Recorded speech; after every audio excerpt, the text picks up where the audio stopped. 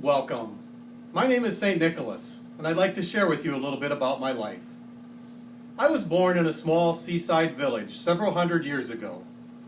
The name of my village was Myra, and it's in the country we now call Turkey. As a child, I loved God more than anything else in my life. As I grew older, I studied hard, I prayed often, and I always tried to follow the wonderful example of Jesus by helping those that were poor and less fortunate. The people of Myra loved me very much. They loved me so much that when their bishop died, they elected me as their new bishop. The people of Myra loved me for many reasons. They loved me because they knew that I loved God very much. And they loved me because I understood that all the great blessings in my life were gifts from God.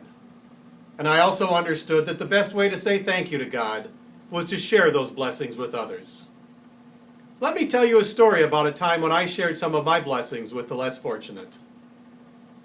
In our town of Myra, there lived an old man who was very poor.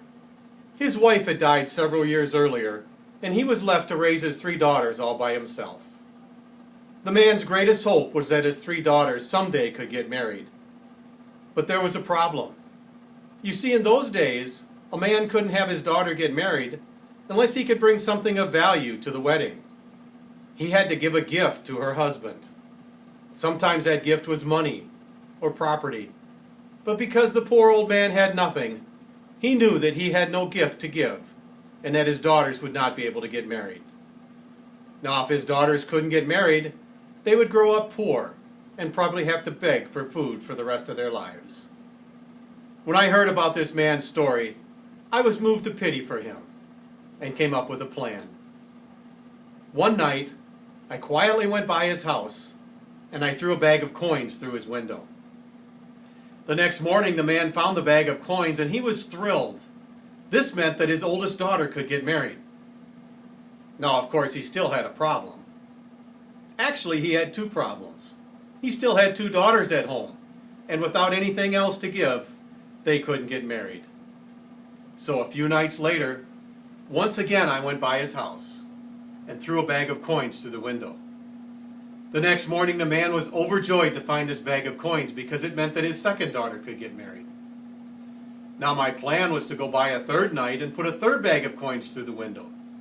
But I heard that the man was staying up at night, watching out his window trying to find out who was doing this act of kindness.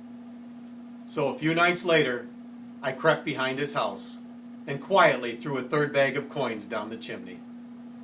The man never did find out that it was me helping him out. And that's the way I liked it. I always felt that gifts of kindness were best done as something between myself and God. The Feast of St. Nicholas is held a couple of weeks before Christmas, and it's a good time to remember the lessons of my life.